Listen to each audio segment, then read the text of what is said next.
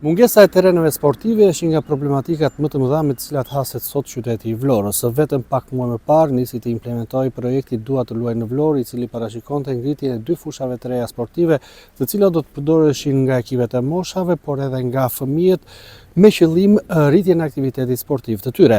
Megjithatë, edhe nëse punimet kanë nisur pak më parë prej 3 javësh, ato kanë mbetur pezull, ndërsa nuk ka një informacion sepse ky kantier mbetet në heshtje. Nuk dihet ende se kur do të rinisin punimet dhe se kur 2 fushat sportive do të jenë gati në funksion të qytetarëve por dhe fëmijëve të Vlorës.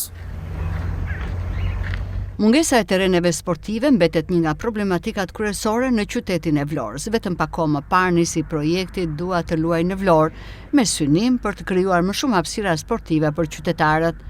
Projekti në ish fushën e aviacionit, i cili parashikon rjetëzimin e kësaj zone dhe kthimin e saj në hapësira sportive dhe rekreative, si dhe ndërtimin e 2 fushave të reja sportive, vijon të mbetet në faza të papërfunduara pavarësisht afateve të përcaktuara.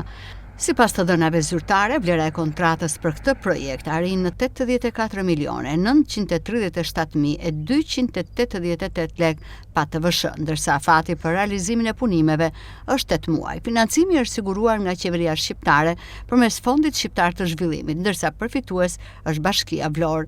Megjithatë, situata në terren paraqitet ndryshe. Punimet ecin me ritme të ngadalta dhe në disa zona duken thuajse të ndaluara, duke ngritur pikpyetje mbi respektimin e afateve dhe menaxhimin e projektit. Mbetet për të parë nëse institucionet përgjegjëse do të arrijnë të përshpejtojnë punimet dhe të mbajnë premtimet për transformimin e kësaj hapësire në një zonë funksionale dhe të dobishme për qytetarët.